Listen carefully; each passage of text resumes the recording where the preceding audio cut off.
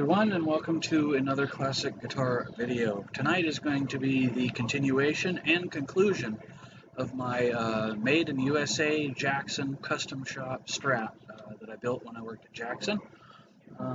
It is solid flamed maple. It's a solid flame maple neck and a solid flame maple body. You don't see that pretty much anywhere. You do see some guitars with solid flame maple neck, but when it comes to a body, few and far between. Made this in the early 90s. It has a 1987 Kahler tremolo on it and locking nut. It has EMG select pickups in it, and we're just going to go ahead and finish it up. I was too tired last night to finish it. We put in 4 hours in on it yesterday. So we're just going to get right into it and show you this bad boy. She's a beaut, and have a few things left that I need to do to it. I need to raise this back up because it's, or this one because it's too far down and it's scratching against the finish. I need to find a tremolo arm for this tremolo. It had one originally, but a friend came over and he brought some buddies with him, and after they left, the arm was gone. So this was many years ago. Then I'm going to go ahead and put the strings back on it and put the fine tuners back in it and start the setup, and so away we go.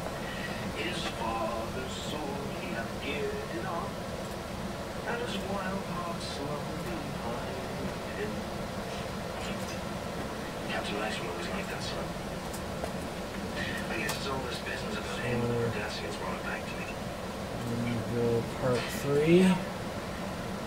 I'll have to go back and rename the other streams, Part 2 and Part 1. So I will do that forthwith later. So what am I going to do first? Let's see. Gosh, I don't know. I guess I will go ahead and do the easiest thing first, which is to raise this back up. I only need to raise it up about 1 millimeter. It was just slightly too tight. So let's just go ahead and do that. And all I have to do is that. And check it and tighten it. Oh yeah, much better. Very good, see? That's all that took. That was easy enough. And I guess I will go ahead and start to do the hardest thing. Now that I did the easiest thing, I will go ahead and do the hardest thing, which is to find me a original or close or facsimile to the tremolo arm. I don't know if I have one that small. I know I have hundreds and hundreds of tremolo arms, but the Kahler ones are a little more elusive to me. I know I have some, but I have some really packed away, and it would probably take me several days to find them. But for this video's purpose, I will look in I have some behind me in a box and see if I have one that will be close to, if not exact.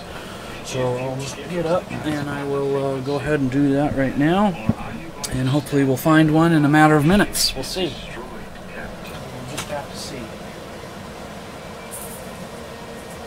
Oh, mercy. Yeah, I got a lot of stuff here, so I got a lot of stuff to move.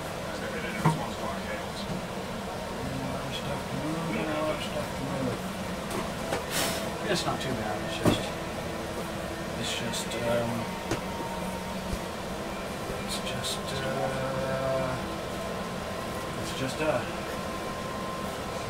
more difficult. It's not too bad. I'm complaining about it too much. It'll be fine. It won't be that big of a deal. First one, move here. Got some other stuff. Move. I got a box of pots. Move. And two other things, if you will. I think I'll probably be able to find it. This box. There's a box of pickups and tuners and miscellaneous parts. Would be the heaviest box. It's really hard to move. This box probably weighs 70-80 pounds. And it's all in one tiny little box. Because it's the box with tremlos and tremolo arms and things of that nature. So it's like, oh my god. Okay. Enough hiffing and hawing about it. Let's go ahead and see what we can find up in here. I'm almost positive I have something, maybe, possibly. We'll see. I don't know. I might not have anything. I don't know. In this box, anyway. We'll see. We'll see. We'll see.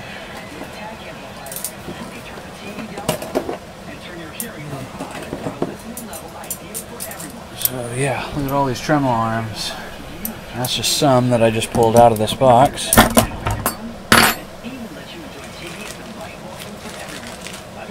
let's see what I have. I may have something, I may have nothing. Oh, here's some really cool vintage late 80s, early 90s Skull 3D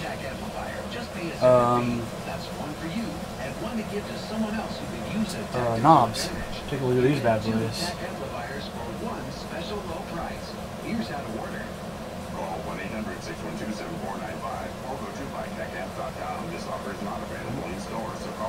Those are pretty cool. I'm going to save those for a special guitar. I don't know what that guitar is or will be yet, but it will be for something.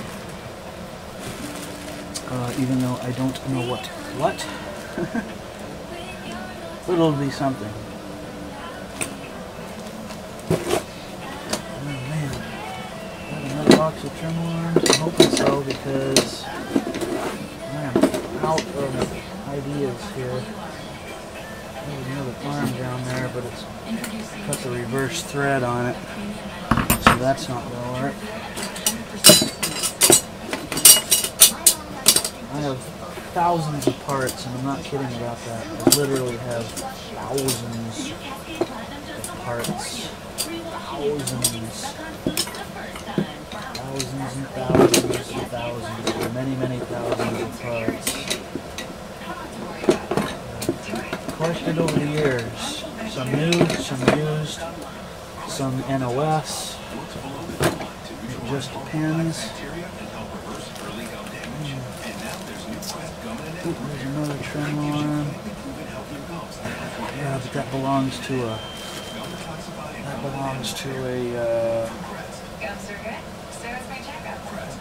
a block. I don't think it's going to fit anyway. It's too big. It's got to be really, really thin line because Kahlers are really, really small. Yeah, that's it's close, but it's no cigar. So I'm just going to say I don't have one, which really sucks. I mean, I don't have one in this box. I know I have some somewhere. It's just going to take me like days to find it. It sucks.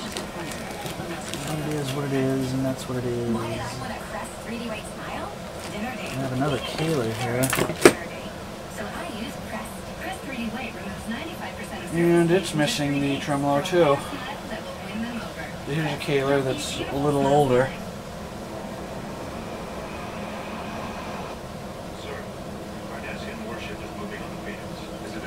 But that's another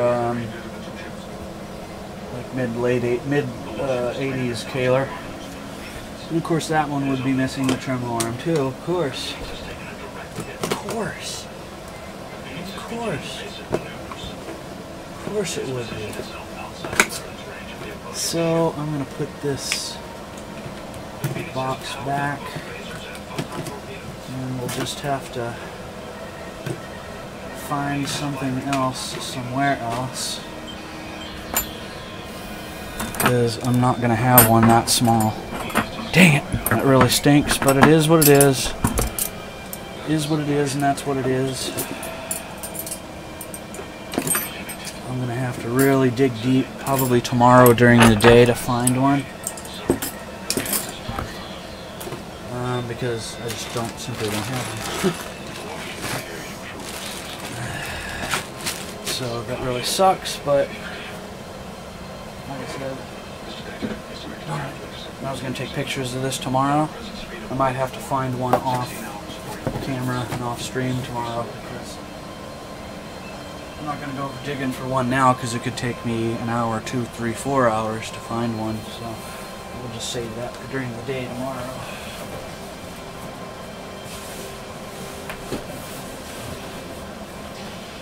I'll double check these boxes, because I know there's nothing in there. It's really a shame.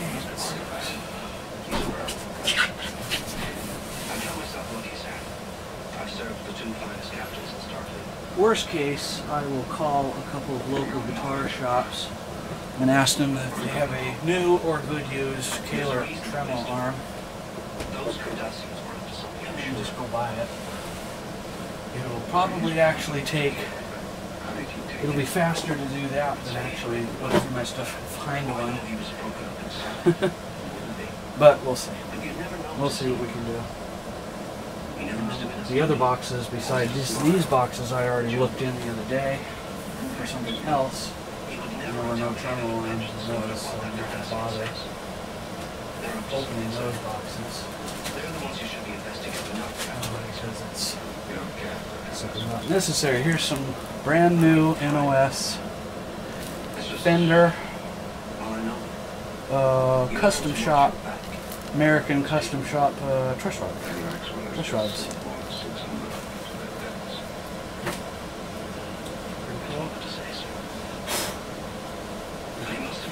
Look, I even have a Mustang hubcap. Got a little of everything up in here. Sorry I can't see the chat right now, but I'm knee deep in parts for a second more. Anyway. Here we go. Now I can move. Well, that was unproductive and sucks, but yeah. I mean, I literally have hundreds and hundreds of Fender, Floyd Rose tremolo arms, but for every 100 of those, I maybe have 2 or 3 Kahlers, which sucks because I love these tremolos. They're great.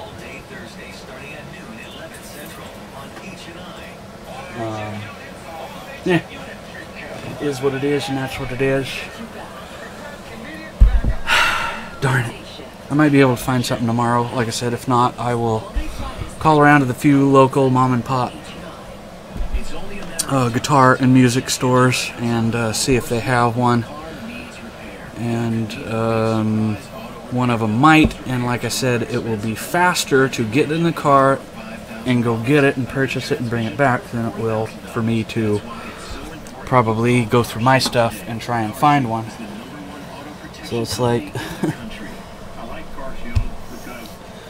so yeah.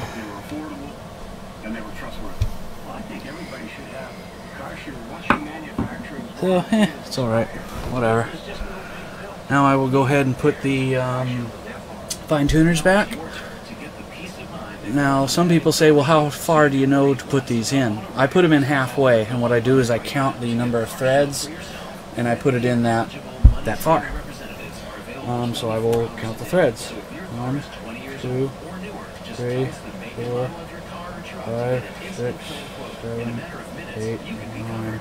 Usually these are about 8 to 10, more so 9 to 10.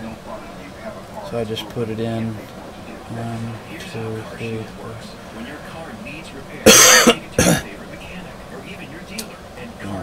Oops, I count better. I need to count better. And the reason I put them in halfway is so that way you have half of an adjustment. You don't want to put them in all the way or most nearly all the way or all the way out, because then you will have less or no adjustment in the opposite direction. So you don't want to put them in all the way or halfway, or I mean all the way in or all the way out, so to speak. So I'm going to go about halfway. And I usually count the turns by screwing them in. And one full turn is going to be a thread. So that's easy enough to do.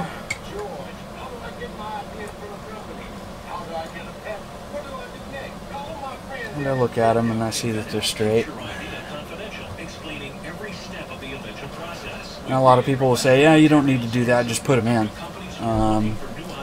No. Then they go to tune it and make adjustments, and they don't have enough adjustment. It's in too far one way or the other. And then they end up bringing it to me, and I charge them $50 to fix it. Well, maybe not $50, but you get my drift.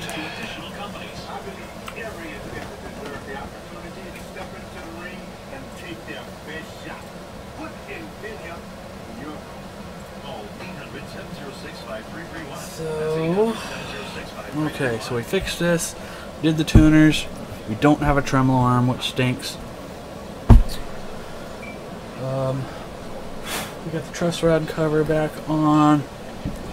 It's really the only thing we have left to do on this guitar now is put the strings back, do the string height, the tremolo height, the pickup height,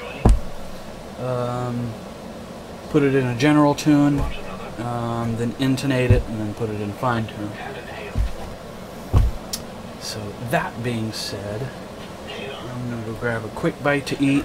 Cooked something earlier that's still keeping warm on the stove, and I just got hungry again, so I'm going to go grab that real quick like, and I will be right back forthwith.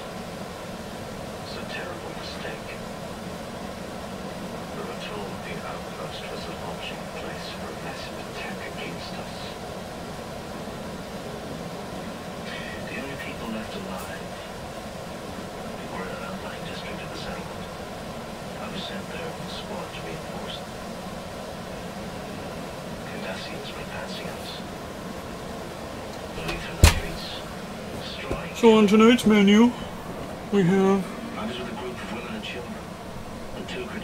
sausage, hot sausage, and mac and cheese.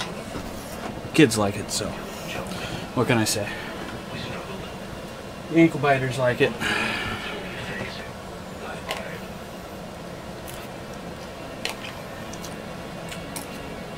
I actually already ate dinner about 2 hours ago, but 2.5 hours ago, but not everyone is on the same daily routine or schedule, so anyway, okay, so alright, let's oh, well, no, wait a minute, okay, we'll do, well, yeah, you know what, okay, okay.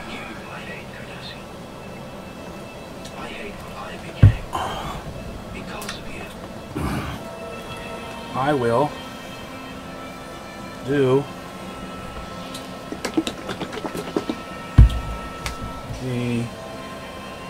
I'll polish the retainers for the for the locking nut, rather. So, and these are semi-vintage. Well, they are vintage, I guess. They're from the early 90s. Mid-90s? Mid-90s. They're off of BC Rich, I think.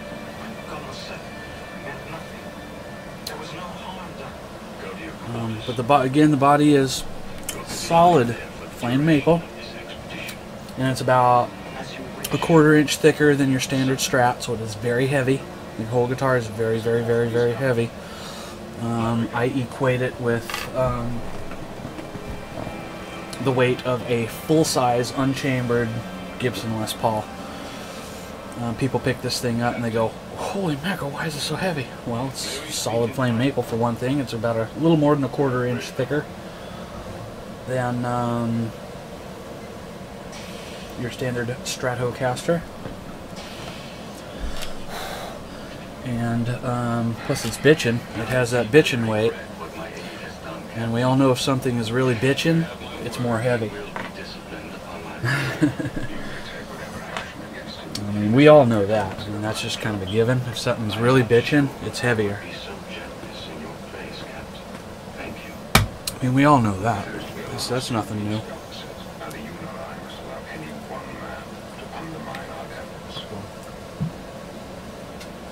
See how the chat is? Quite a streaming day. Oh my goodness. There was so much, how should we say, drama on YouTube and other places. Wow. But we lived. Helped a friend of mine out.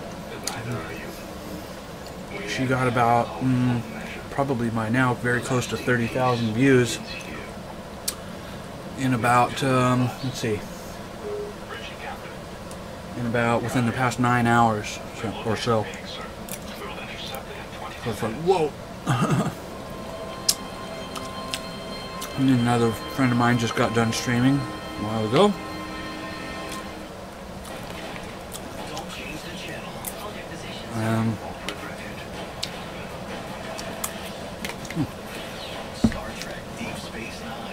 Guess I found myself hungry after all. I'm grabbing that down.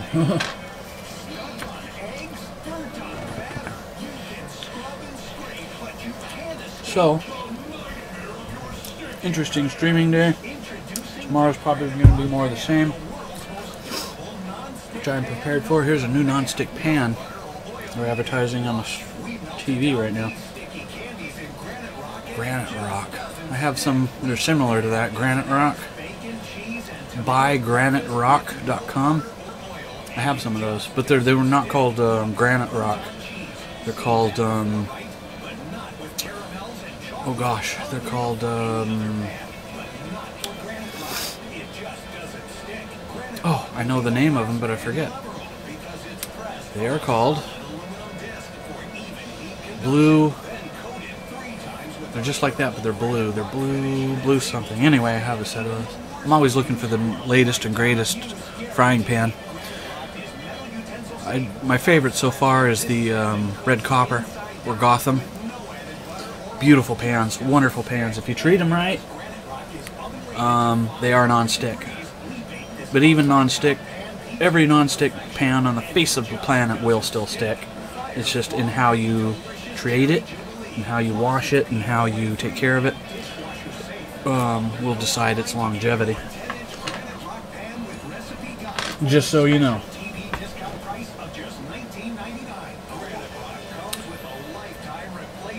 I forget what my other ones are called, darn it.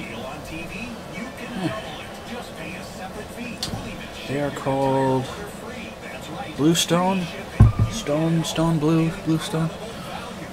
Stoneware? Stone something. Oh, it's on the tip of my tongue. Stone something, I forget.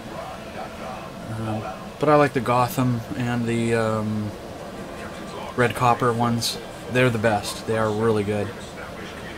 So long as you treat them well. And you don't always put them on high heat. You put them on medium to medium high. And you always flip your food. I'm a very good chef. Not to toot my own horn, but I'm a very good chef. And very good cook, very good chef. You always got to move your food. You don't just put a piece of food in a pan and then go away for 10 minutes. Food's always got to be moving on your pan, always. Always moving. If you watch any of these cooking shows on TV, the food's always moving. They're always moving their food, non-stop, until it's done. And that's what it's supposed to be. Simple as that, man. Now I will polish the string retaining bar.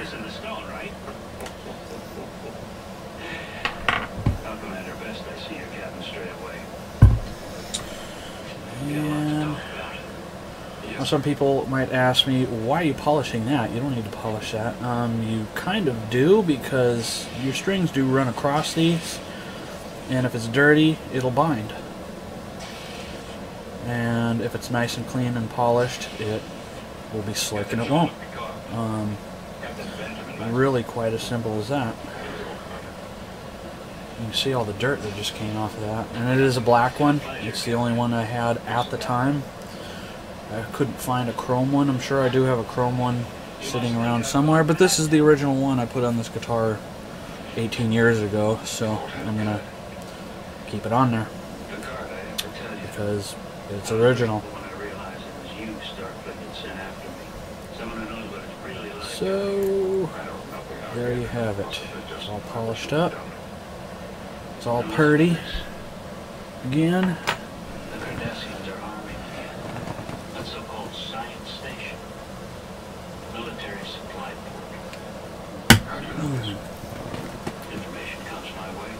Put some more hide on my hood. I know what they're doing. Smell it. There's no good reason for a science station in the Quayar system.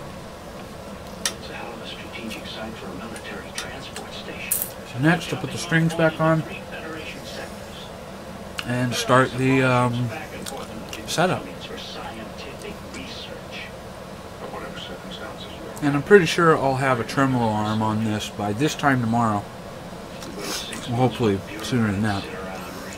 But tomorrow, I'll have one on there. I don't know what's going on out here. But you shoot the card. You know what it's like to be under fire. You went. Lives were at stake. Okay. We had to act now. Okay. It's a musty in here. Like a bureaucrat's office. You have killed nearly 700 people, and you have taken us to the brink of war. I have prevented war. Or at the very least delayed it a good long time. Peace treaty was a ruse to give them breathing room, time to regroup. And so all alone, you decided to dispose of the treaty. I took the initiative. Okay. Now I've got them separated, so to speak. Put the strings back on. Hopefully.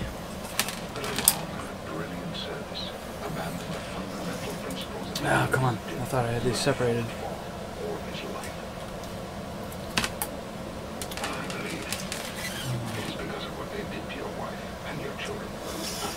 Okay. So we'll just take a screwdriver. You have to put these in sideways, especially the bigger ones first. And then turn it.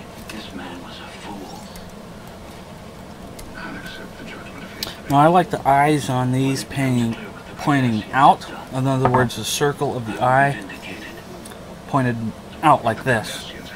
Not like that, like this. It's just a preference I have. It's not something one has to do. It's just my preference for looks, more or less, in actuality. One doesn't have to. You don't have to do that, but I like to do that.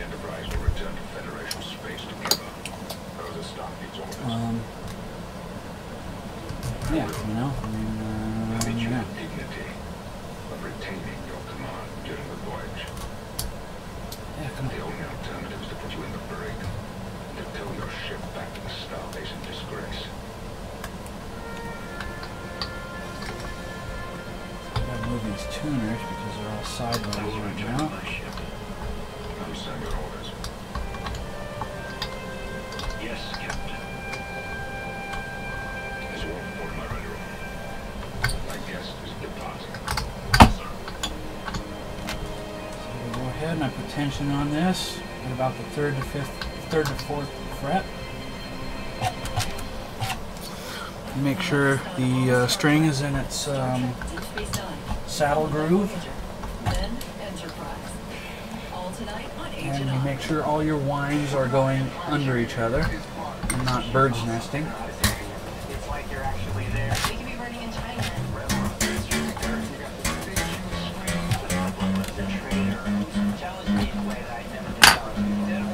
And there's your hair strung. Badass.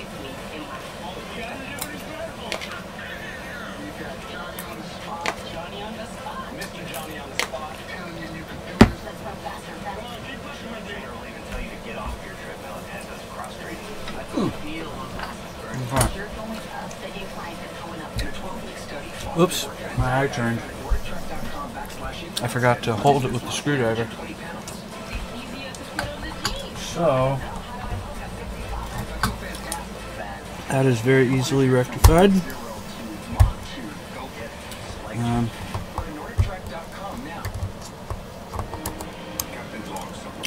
Sometimes they cooperate, sometimes they don't. Right now it's not cooperating.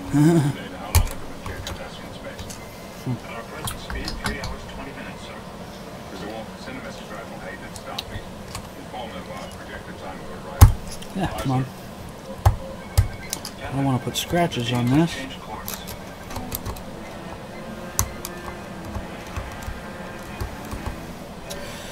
Yeah, come on.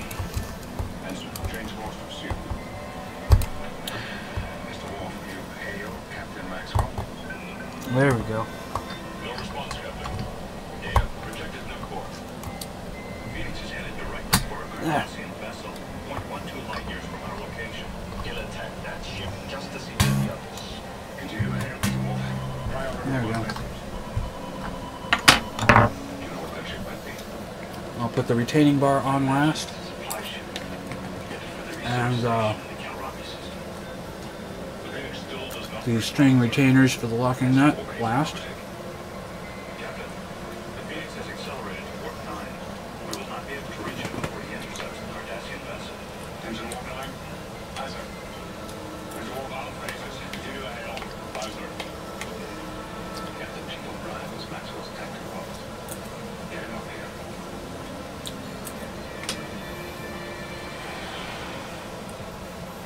Sir, the Phoenix has dropped out of warp. They have reached the Excuse me. vessels are within visual range. On screen. The Phoenix activated weapons system. Negative, sir. Their phaser banks are not armed. What about the Sorry about that. I usually don't eat on camera, but not all. Sometimes I do. Usually I don't.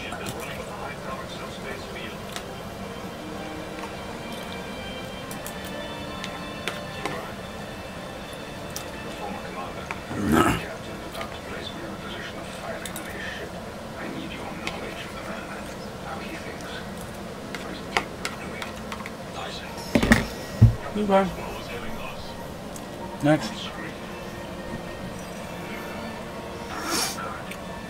You need proof? You got it now.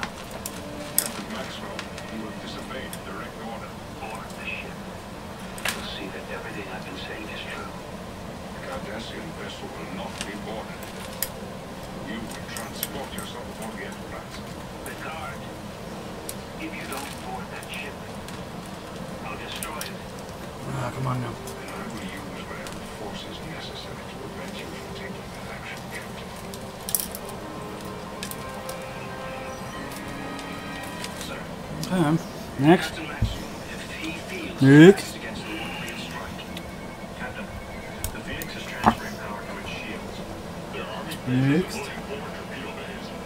Right on, you were right, Mr. O'Brien. Ready phases, load torpedoes. Phasers armed. Loading forward and out torpedo bays. Sir, let me beam over. Try to talk to him. We served together a long time.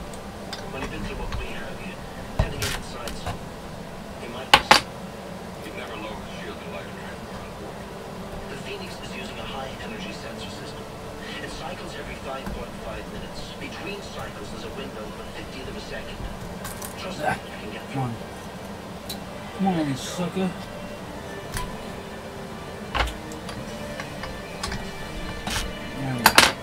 I'm a little tired, so that's why I'm fidgeting a little, if you will.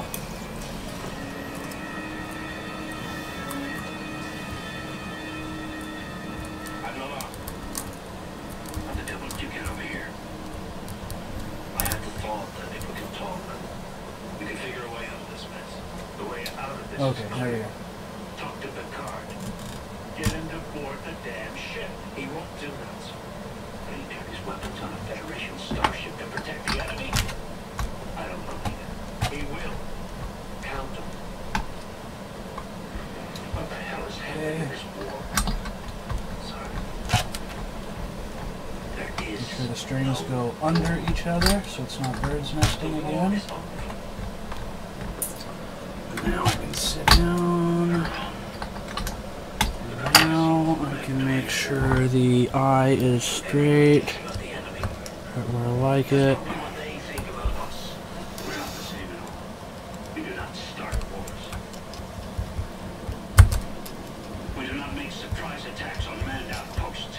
I need the bigger screwdriver. Right?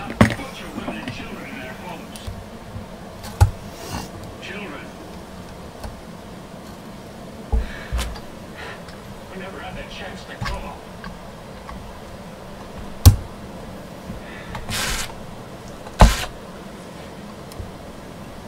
You were with me on Setlick. You saw what they did. Yes, sir.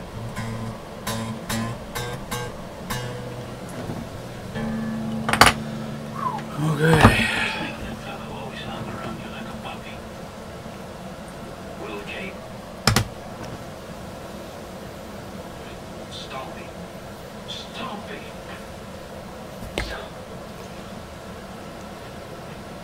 It's cool under fire. So there we have it, second string. Yes, sir. Eye is straight. He had it, sir.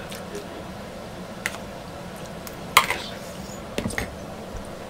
And double check it.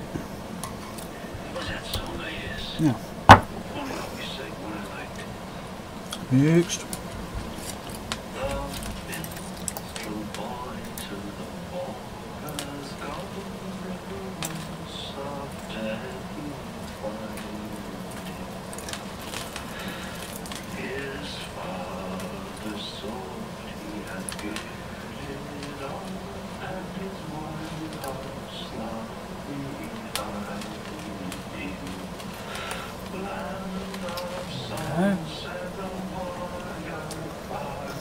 Next.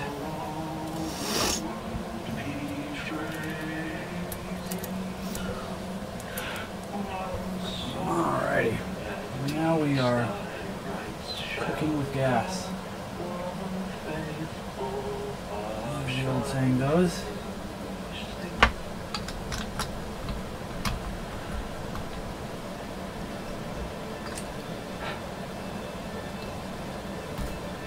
Oh, come on.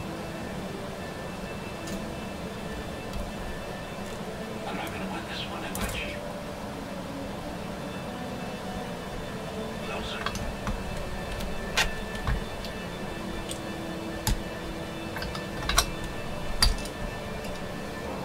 Captain Log supplemental. Captain Maxwell has turned his ship over to his first officer, transported aboard the Enterprise. Hey, make sure string is in its saddle groove. I just have to say, sir. And make sure the What he did was terrible. I know that. But I'm still proud of him, sir. come on. Get straight. Come on. Like I said, I like my eyes all straight, if at all possible. I mean, it's not a have to be or else, but I like it. Benjamin Maxwell earned the loyalty of those who served with him. Make sure it's in its saddle groove. He was twice honored with the Federation's highest citation of courage and valor. And if he could not find a role for himself in peace, because Okay, here we go on that. It is hot, hot, hot. 85 degrees in here. I'm gonna turn my cooler up one more notch. Hopefully you guys can still hear me. Testing 1, 2, 3. Yep, microphone's still good. And here we go for the third.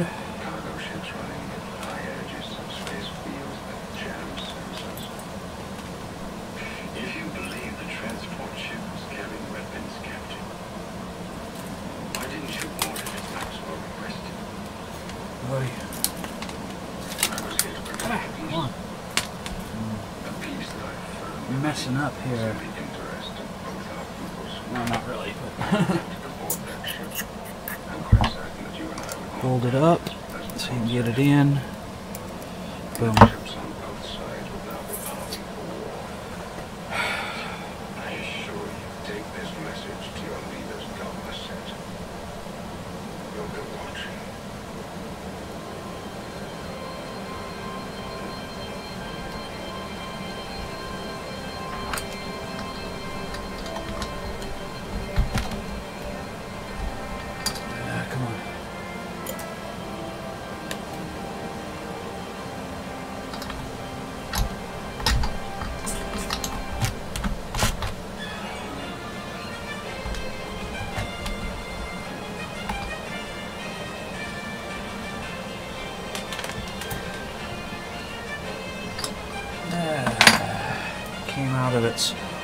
Came out of its hole. I gotta put it back in the hole.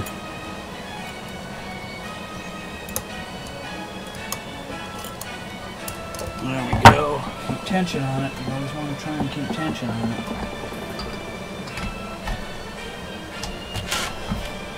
That's on backwards. You son of a mother of a scout.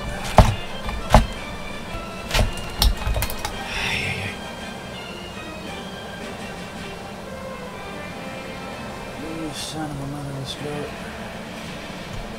There we go. There we go.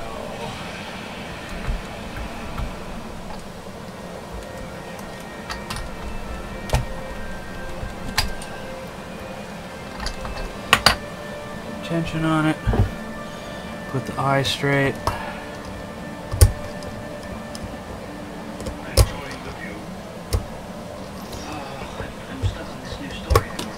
Come on.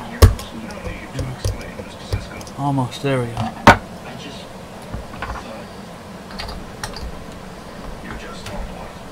Well, like I said, putting the eye straight is kind of an aesthetics thing more than anything. But I like doing it because it'll keep the string more in tune. So it does serve a purpose and it looks good.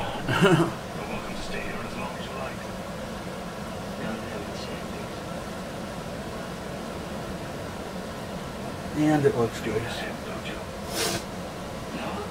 So there is that.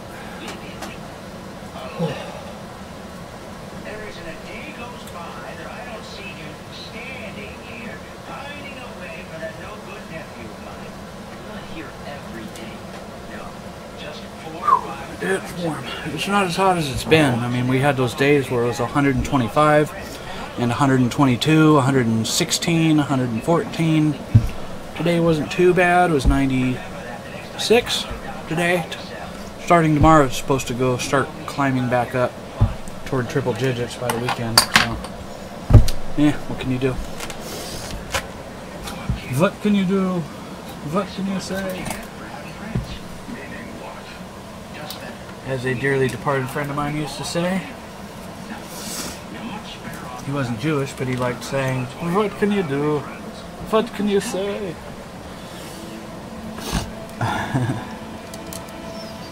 Dearly departed friend of mine we were friends for over 20 years. He passed away a few years ago.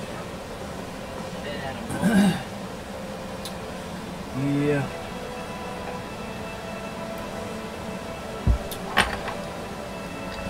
Dearly departed friend.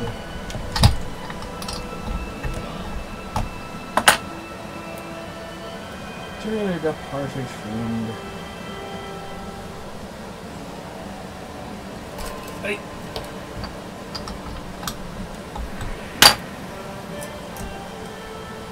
Come on. Come on now. I don't want to break the string. Don't want to break it. Oh, come on now. Come on now. Get up in there. Get up in there.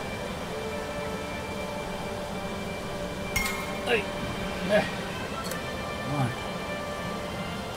Cooperate.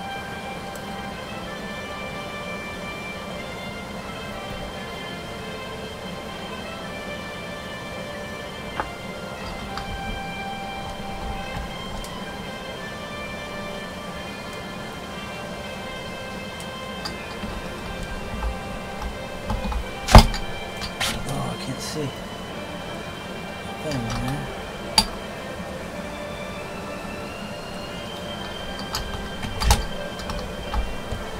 I'm knocking the speaker off like I did last week.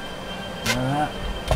It's just like, okay, I'm gonna knock my speaker off onto the floor. My little amp, my little practice amp here.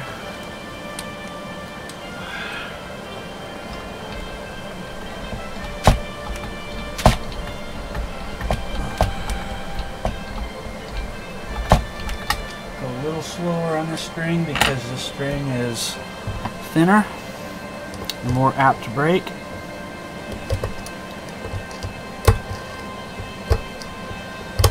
There we go.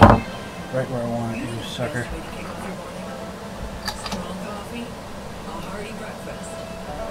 Now I can sit down, I think. Make sure the string is going under. There's about a 30% chance I might break this string. I'm going to go a little extra slow. And then about a quarter turn at a time.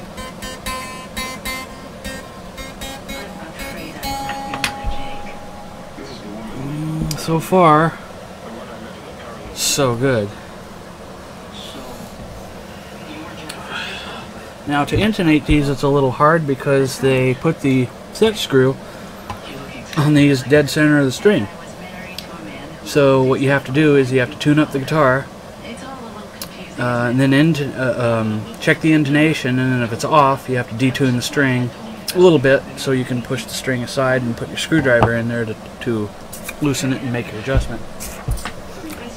Kind of a design flaw in my estimation, if you will.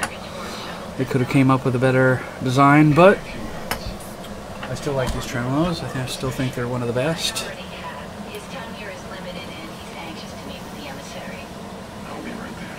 So, why are you here? I came here to see your father. Really? That's great. Jennifer came to give me some good news. Terra has won an important victory. The Alliance off of the space station. Then the rep was control Terra. Oh, come on. Car's coming off of the pad here. I guess I'm going to get what I need. I understand. It's not like you were expecting me. You're not leaving, are you? Is it all right if I visit with Jake for a while? I don't think Jake would have it any other way. Maybe the three of us can have dinner together. That depends on how long my meeting lasts. We'll wait. Okay.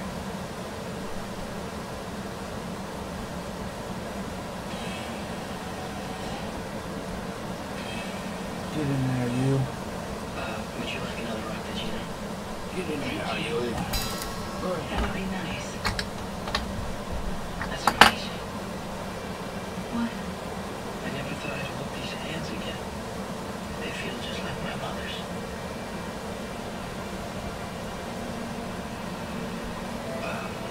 I'll get you that rock, Vegeta.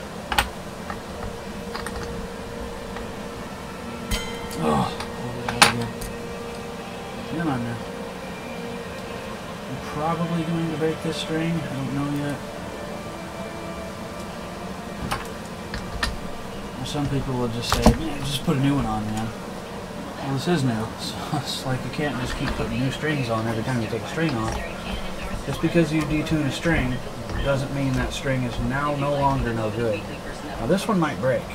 I will acquiesce to that. It might break.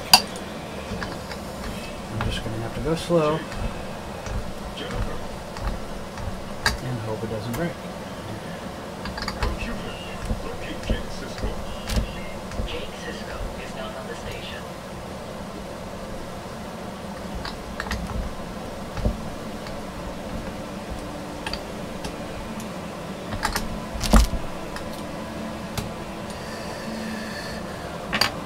Okay, we're getting there. We're cooking with gas here.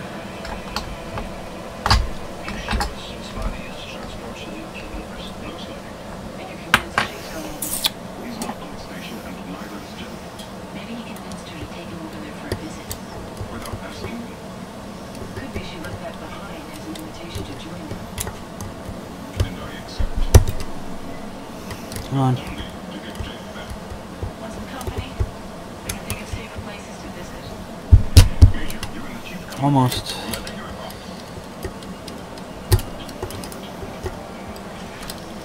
I won't mess with it too much. I'll get it good or close. Especially this last strings are always hard to do on these.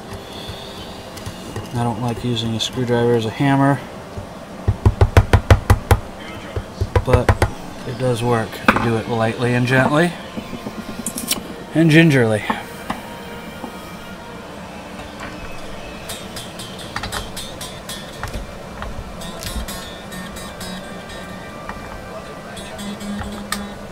Just going to go a quarter turn at a time until I get it to a close tune. I know that's way off still. I'll go another half turn. Good enough. I'm hot. I'm hotter than a firecracker. I'm going to lean back into the flow of my cooler for a second. Are you taking the tissue test? Yeah. They're way too yellow. Time for white strips. Crisp, glamorous white strips are the only ADA accepted lighting strips. But I got all of them straight, And they weigh 25 and I will put the retainer on next, and then I will just lightly put in the string locking nut retainers blocks, and then we'll go ahead and get started with the setup. And I will be right back.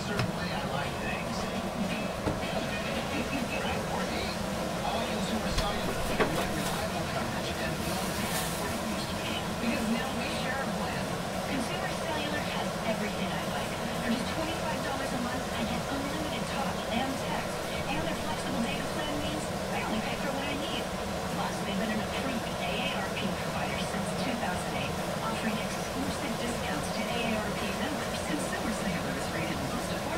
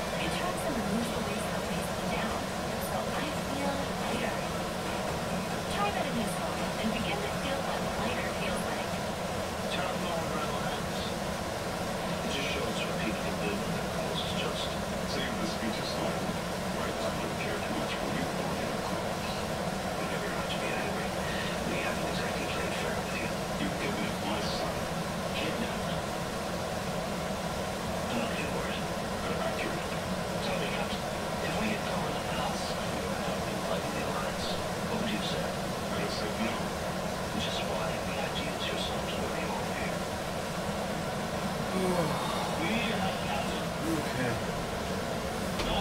I am back and on the attack.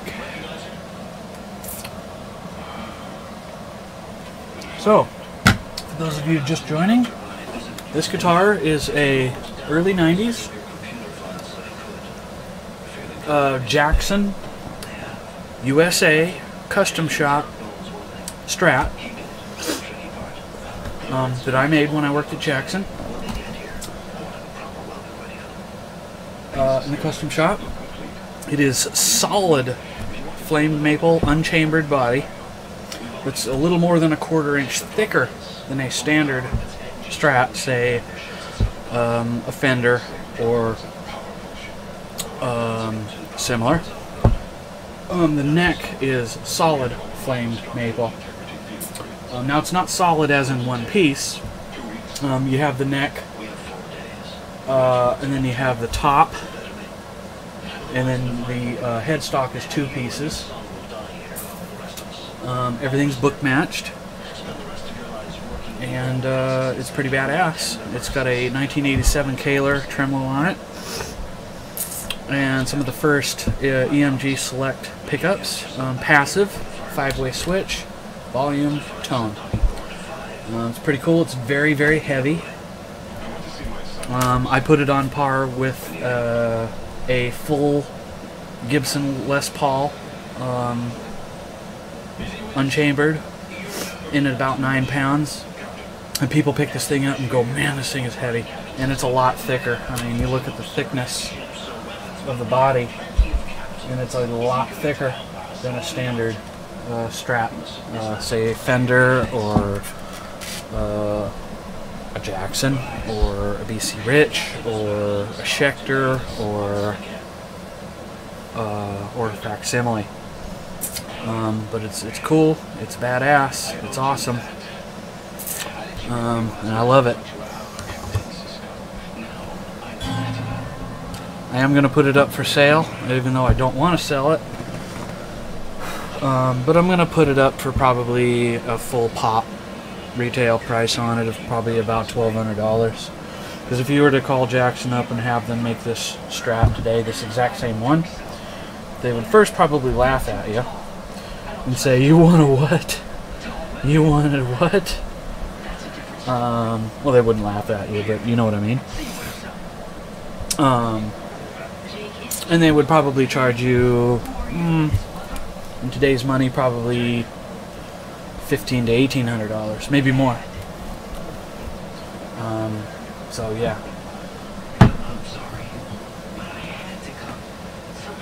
But she's badass. I love it. If somebody wants to give me $1,200 for it, I think they can probably have it. Even then, I might have seller's remorse. I don't know. Because not a lot of people, there are quite a few, but not throngs and throngs of people who like 100% natural finish guitars from tip of headstock to bottom of body. A lot of people said, well, why didn't you do a translucent color like red or green or blue or purple or yellow or orange or whatever? And I just thought, I wanted to showcase something that was all flamed maple. And at the time I built this, there wasn't a lot of people building solid flame maple guitars. There were plenty of guitars that had flame maple top and a partial flame maple neck, but not too many manufacturers or custom shops were building solid flame maple guitars. Because one thing, it would be too heavy, it would be too expensive, and all that jazz. So. But I did it with spare parts and spare wood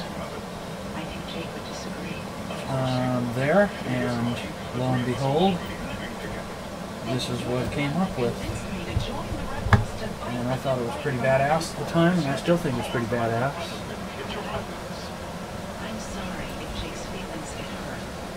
Pretty darn bad ass.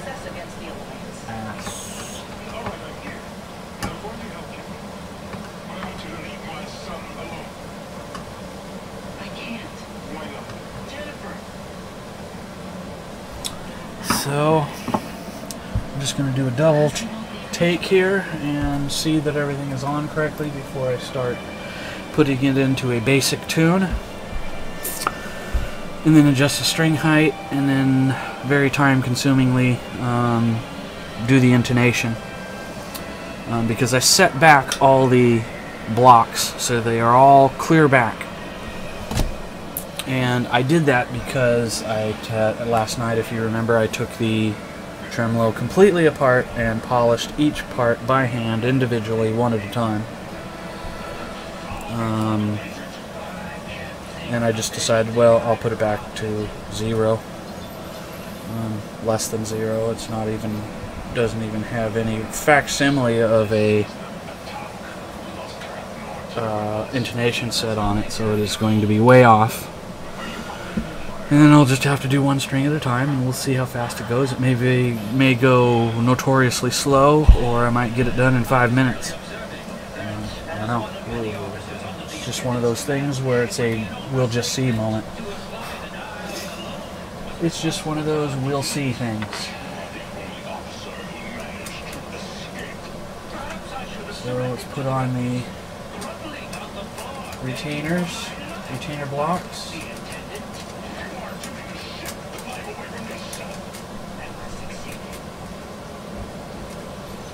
For the strings.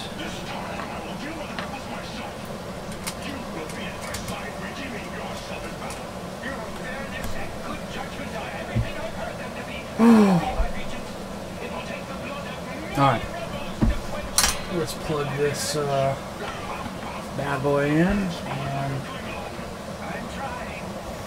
and start.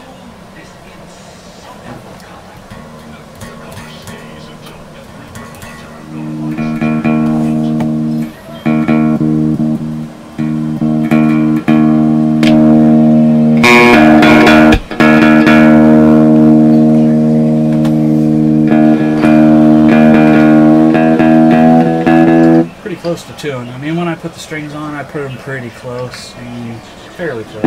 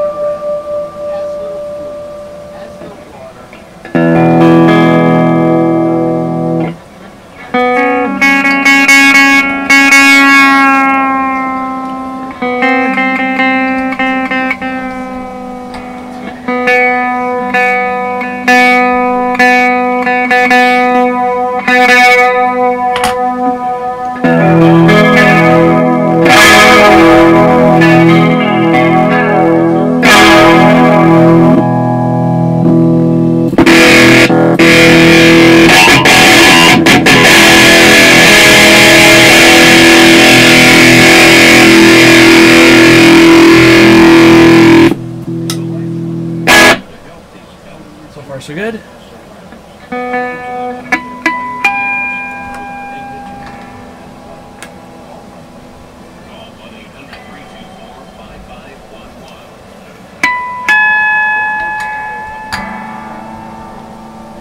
Yeah, I might break that string. We'll see.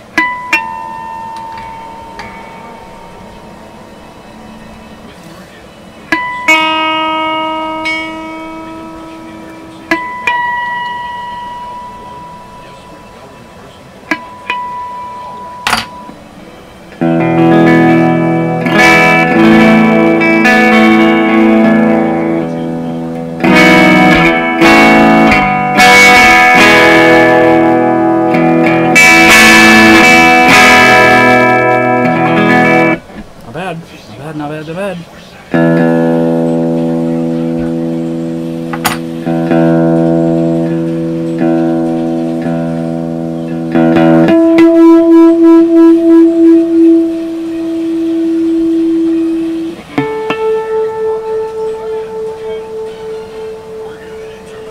tune pretty fast so far.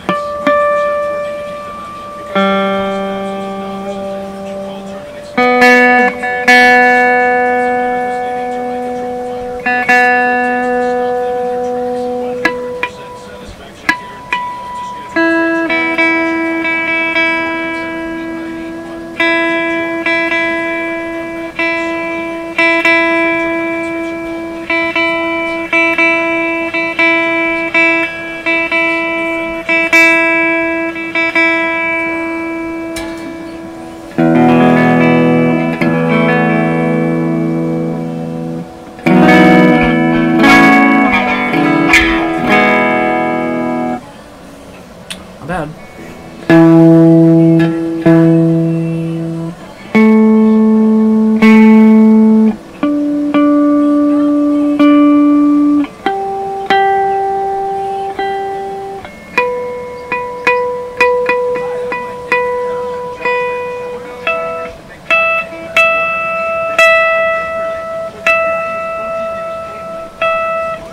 Intonation's almost perfect, so I did a pretty good job putting them back. So now I like my actions just, I mean literally just above buzz point, just right where the buzz stops. Say we're here at buzz, and I like my buzz point right there. I mean just above it. And most shredders, this is considered a shredder guitar, like that and want that. There are other people that like what I call in the industry a ham sandwich string height and bridge height, where the strings are so high you can stick a ham sandwich between the strings and the fretboard. That's why I call it a ham sandwich one. I met somebody like that a couple weeks ago. I sold them an Ibanez Artcore, and he wanted me to adjust the string height up almost to its maximum height setting, and I was like, are you sure? That's pretty high. I mean, you could almost stick your finger under it. He was like, oh yeah, that's the way I want it, that's the way I like it. And he didn't have big or small hands, he just kind of had average size hands. But he was like, yeah, set it to that. And I was like, okay, if you change your mind, bring it back and I will be more than happy to set it back. And he's all like, no, I like my actions this way. So it takes all kinds, I guess.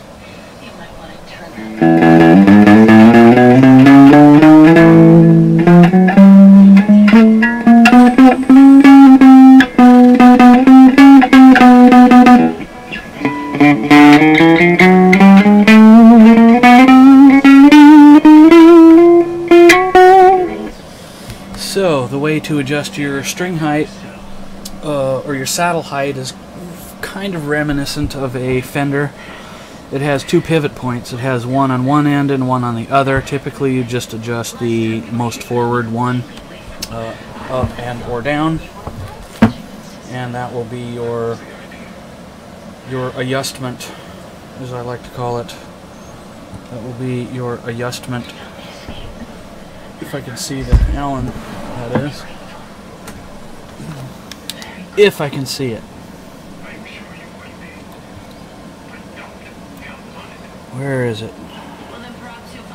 It's in there somewhere. There we go. So typically I start with the thickest string, which is the low E, which is a 42 gauge. These are Ernie Ball, just regular regulars, and then in the end I put a 9. Otherwise they would be 10s. So that's what I do. So to adjust, you just go kind of clockwise or clockwise and adjust accordingly.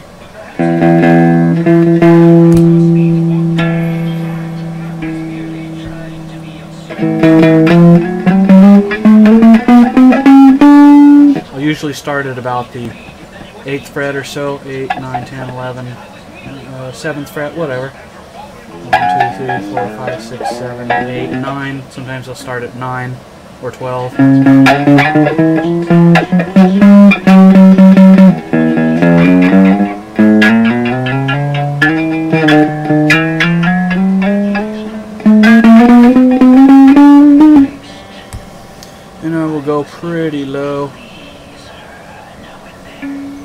because that's what I like.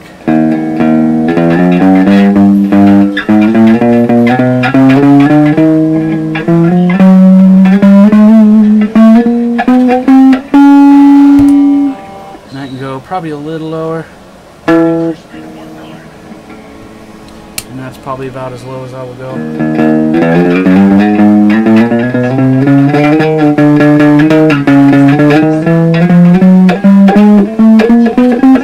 You want to make room for neck flex and all that stuff, because you pick a guitar up off of this, it's going to flex the neck a little more, so I will normally just go about a 1/16 of a turn higher when I find my adjustment.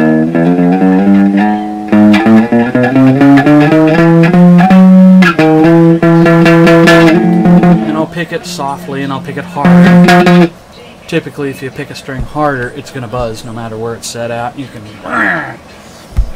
I mean, I've had people pick up guitars and just slam the strings with the pick and go, "Hey man, this thing buzzes." And it's like, well, no wonder you're playing it like a... You're playing it like a psycho band. It's like, no. If that's the case, then you need an action that's double ham sandwich height.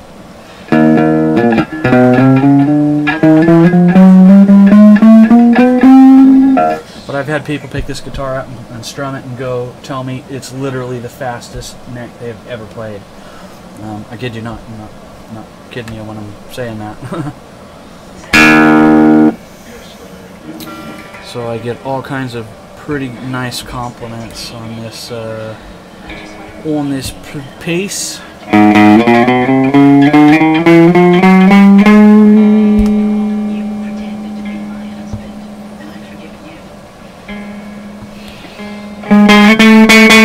Now it's buzzing, so I'll put it up a little higher.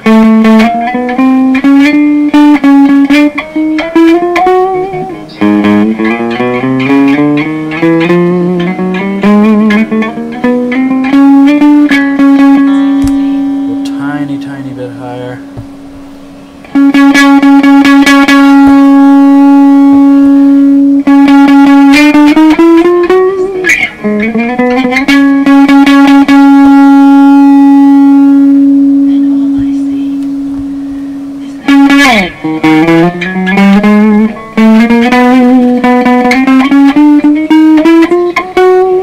You don't want any dead notes or double notes or anything like that. This one I'm calling good. Check it again.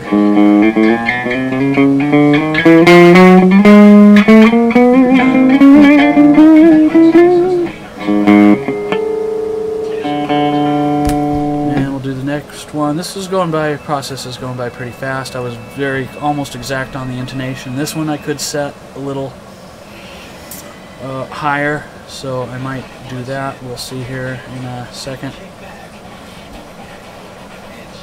See how I feel about it.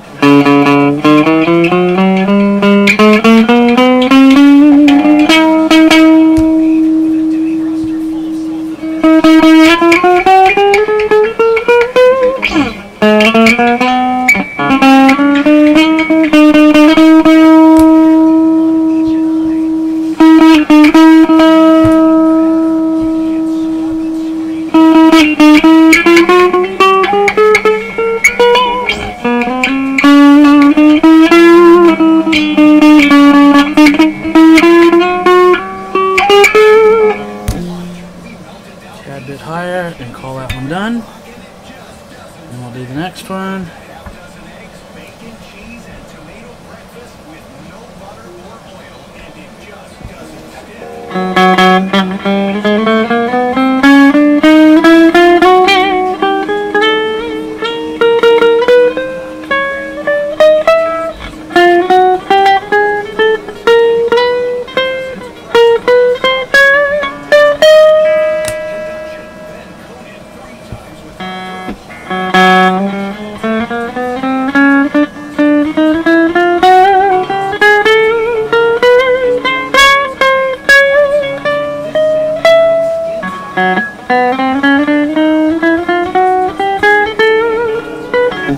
Some people will say, "Oh, I'm doing this wrong. You have to put a gauge under it, and you have to measure the millimeters, and that's where you set the height."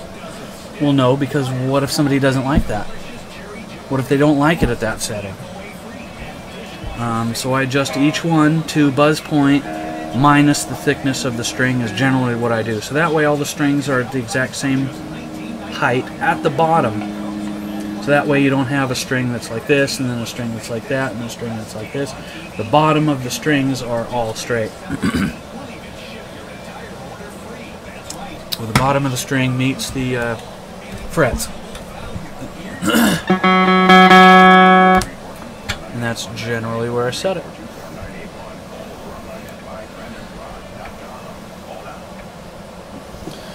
No, you're doing that wrong. You gotta put a gauge on it. You have to put a ruler on it. You have to measure the millimeter. Now, that's if you're putting something to a manufacturer's factory setting. That's when you do that.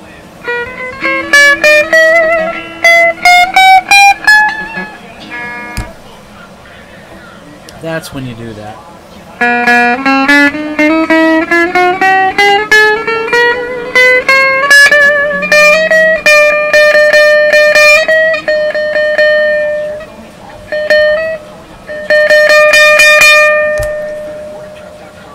A little bit higher. So almost have a dead point right here.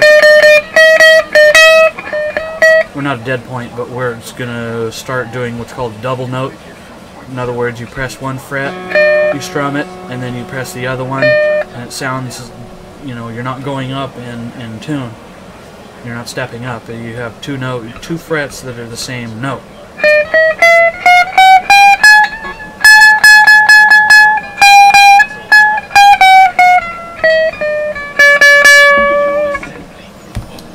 And you don't want that.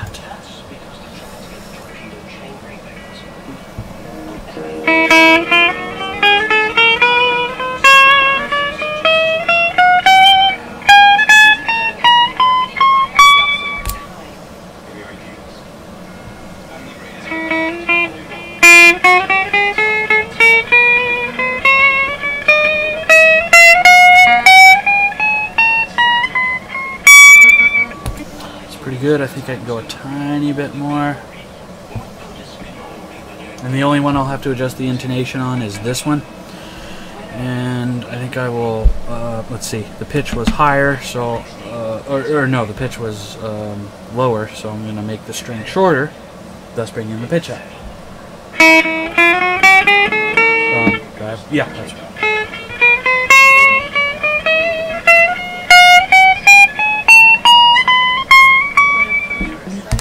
So that's pretty good. That's pretty badass. Now I will pick it up and I will look at it straight and make sure all the strings are not going all cattywampus. Make sure all the strings aren't, you know, like this too much. You know, the bottoms of the, you know, it's pretty close within, you know, a percentile or a fraction of a percentile. So I think that's just about where I want the string height.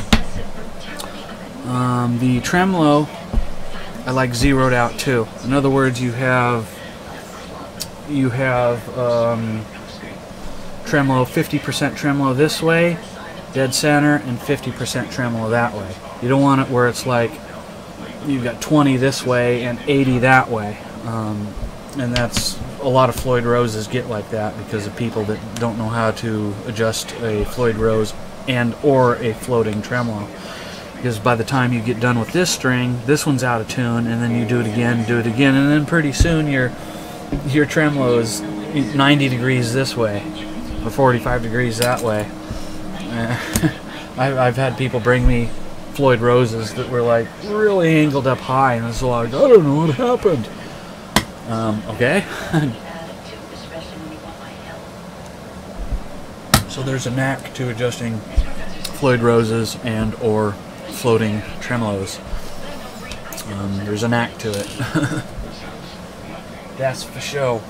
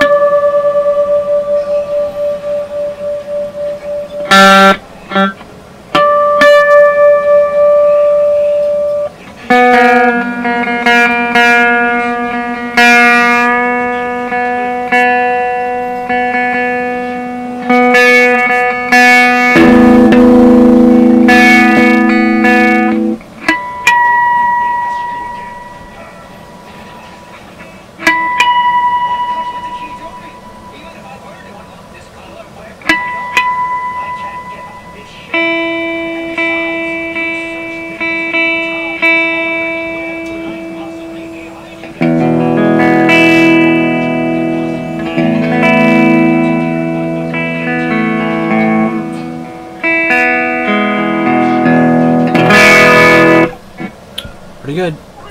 Double check the intonation.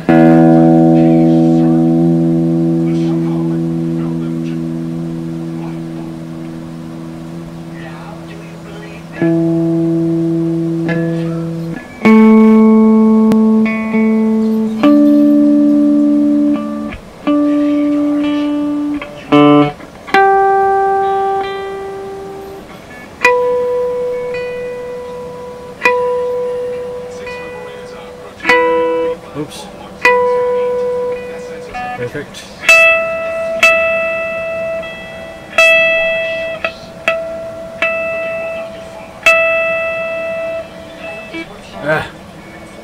I'm getting tired, so my fingers are like, Perfect.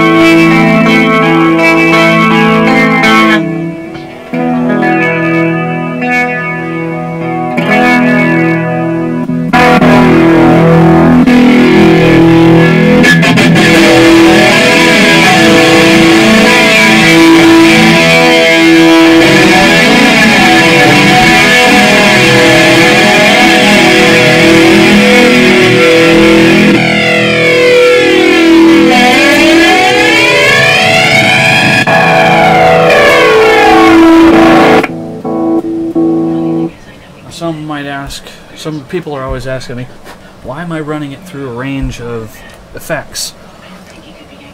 A guitar will sound different in one effect, and I know, I've learned over the years, if it sounds off in a different effect.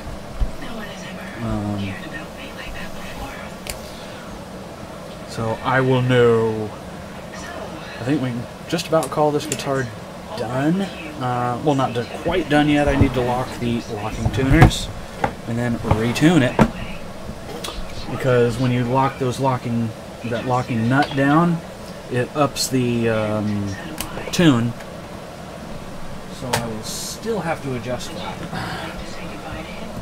So I will do that standing up. I will lock the tuner, the nut. I will lock the nut. The nutty nut. When we met, there was a connection between us. And I will lock the nutty nut. Because of what I've done. Because it's pretty nutty. And it's a nutty nut. So, at any rate, when I do this very slowly, so I don't want to break a string, and I don't cinch down on them yet. Because I like my retainers all straight, because when you tighten them, one will get cattywampus to one side, one will get the other. I like mine all straight. So I will take the straight edge of a screwdriver and hold them straight, and then cinch down on them a little bit, just barely hand tight. And again, this is just an aesthetics thing, doing this part of it. Because people will notice things like that. If they notice everything is straight on a guitar and not all crooked and cattywampus, then they will figure in their minds, this guy has attention to detail.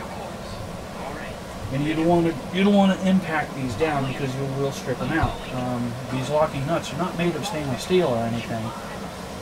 In fact, you can get stainless steel ones, but they're expensive and hard to find. You just want them fairly tight. I will leave it at that. You can pretty much see how tight I'm doing it. And when I feel I've gotten far enough, I stop, and then I will go over them another time. And then I will call that aspect of it done. I'll check the tune of it, see how far out of whack I went. Hopefully not too far. Probably not too far. It almost stayed perfectly in tune.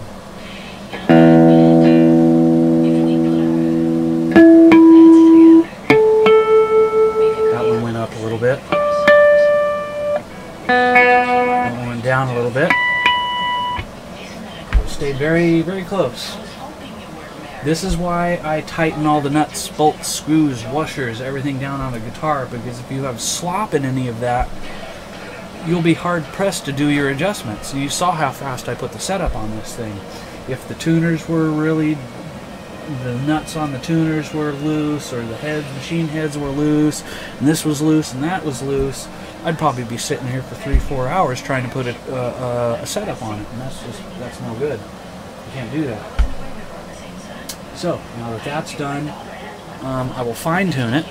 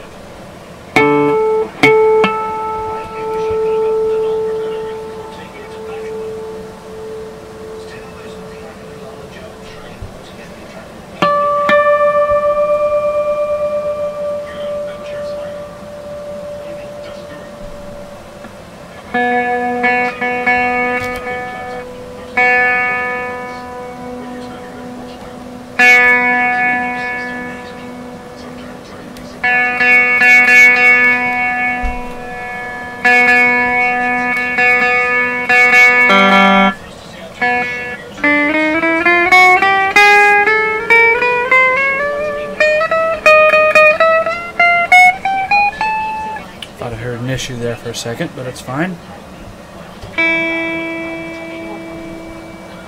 Okay, now we have a fine tune on it.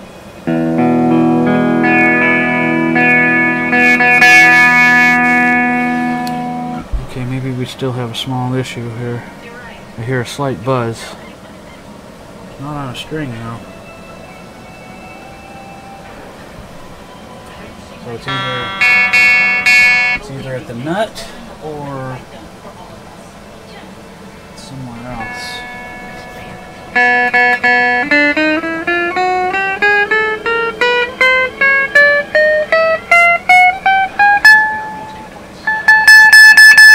I guess not. Maybe I was hearing things.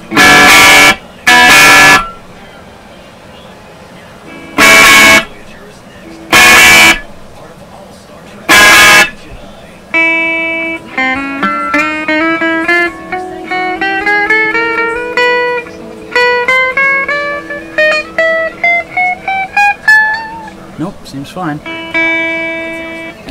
Okay, we have all the tuners, fine tuners straight. I will polish the top of them very carefully so I don't take them out of adjustment, because I didn't do that yesterday. Aren't they cute? Now they're polished. Now all I have to do tomorrow is find a tremolo arm for it, which I'm hoping I will have. I'm pretty sure I'll have. I'm almost positive I'll have. Now the final thing I do is I straighten my tuner heads. I like my tuner heads on a locking nut all straight, just for aesthetics. And when I do that, I tune them down, up, so I'm not breaking any strings.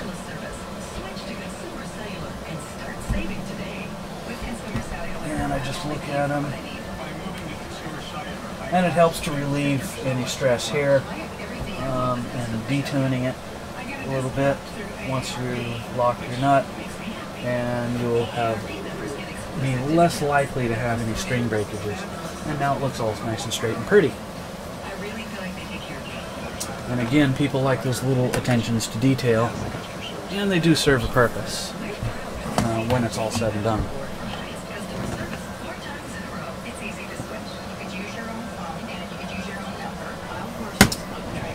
Change. Almost done. Now I set the string,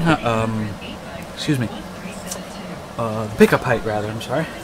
And I like my pickup height pretty high.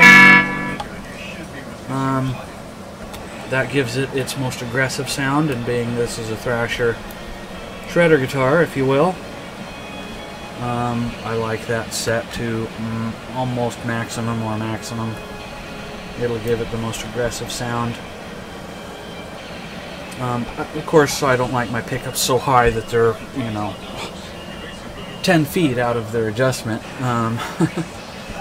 But I like them pretty high. That'll give it its most clear and most aggressive sound.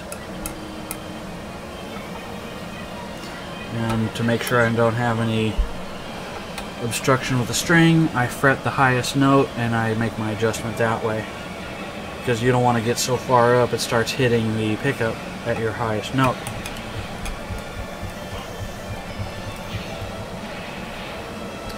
You don't want that. This one's almost maximum already. The humbucker. The humbucking humbucker that humbucks. That's what I like to call it. It's a humbucking humbucker that humbucks.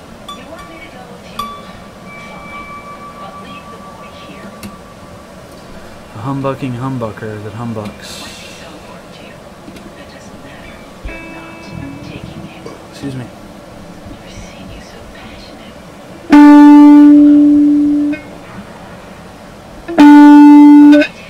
Now you hear that? That's the buzz point of the pickup, so I'll usually back it off a half a turn from that. A half a turn to a full turn, you know.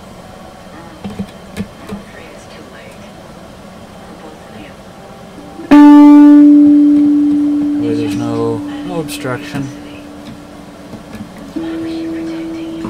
So there we have it. We have a done guitar minus the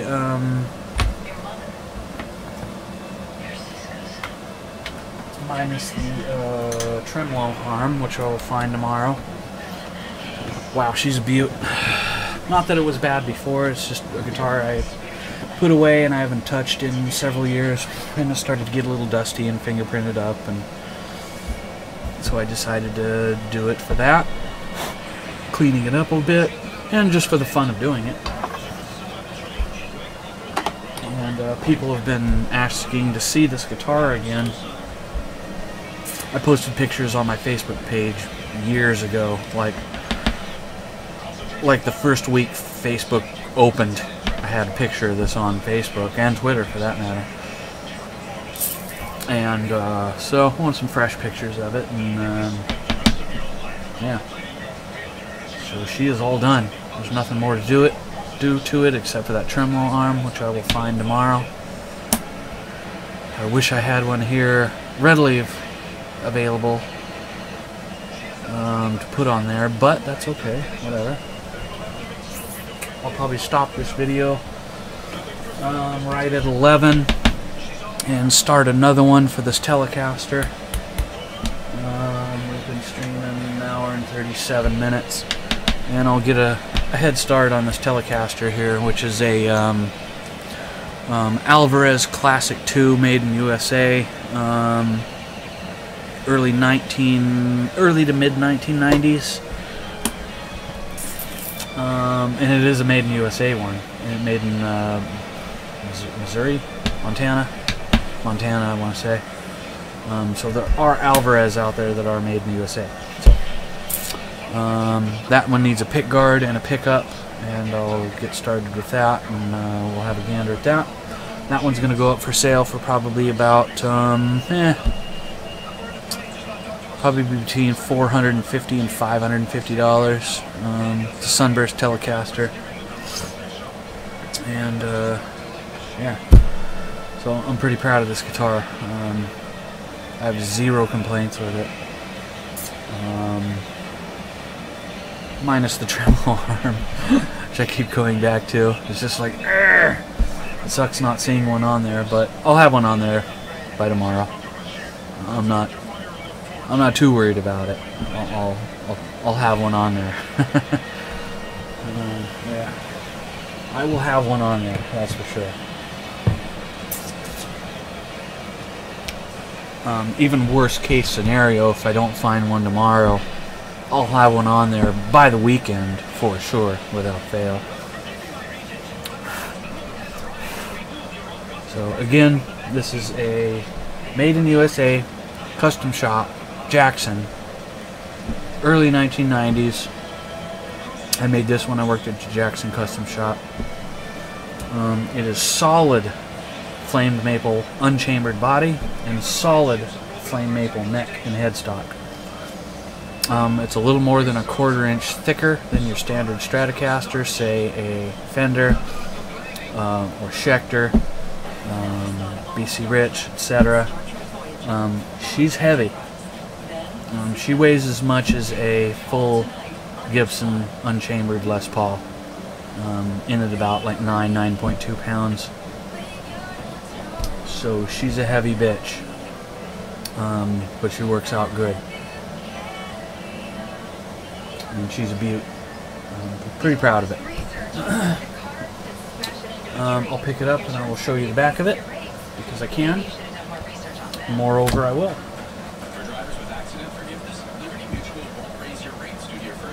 There's the back of it. Ain't she pretty? Ain't she pretty? She's so pretty. The neck is in 1, 2, 3, 4 pieces. You have the base neck, you have the headstock, and then you have about a 1/3 headstock, book matched, and then you have the top for the fretboard, which is about a 1/4 inch thick, a little under that maybe. So it's pretty cool. Yeah, she's pretty. Zero problems, issues, or glitches with it.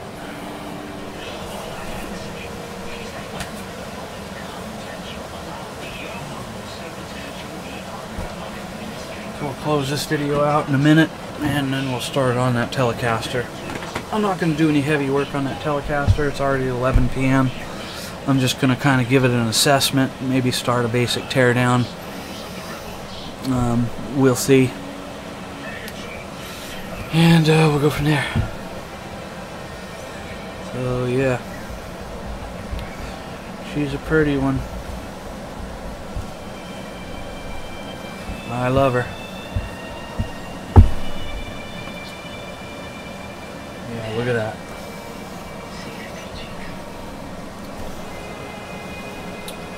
And these pieces are book matched. It's just one's a little lighter than the other, and that's on purpose, just to kind of give it a little variegation, if you will, as opposed to the top where you look and they're pretty well a little bit lighter on the coloring. A little bit, not much, but a little bit. So she's a fun one.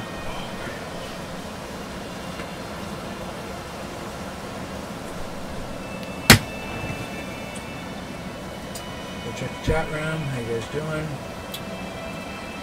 Hello. Thank you. Appreciate it.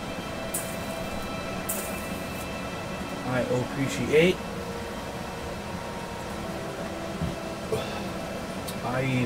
I even appreciate 9.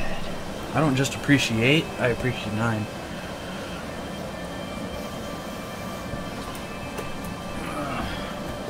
So we'll close this video out in just a very quick minute here. We'll take a break, get a fresh drink, and we'll start in on that Alvarez Classic 2 Made in USA Telecaster, custom in Sunburst.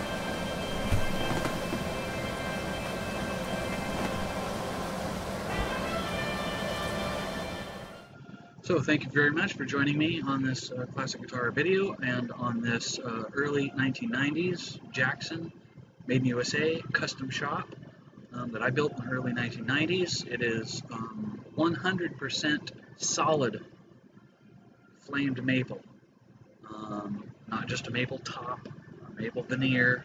It is solid flame maple body and solid flame maple neck and headstock. So top of headstock to bottom of body is 100% solid flamed maple. It's heavy, but it's beautiful, and there we have it all done. It took me a couple days to do it. I've got about 5 hours of labor into it, but I'm real happy with it. I should have pictures of it up on my Facebook and Twitter and my website by the weekend or before the weekend, so long as I can find the Dremel arm in a timely fashion tomorrow or the next day. And thank you for joining me, and we'll see you real quick with that Telecaster. Thank you very much.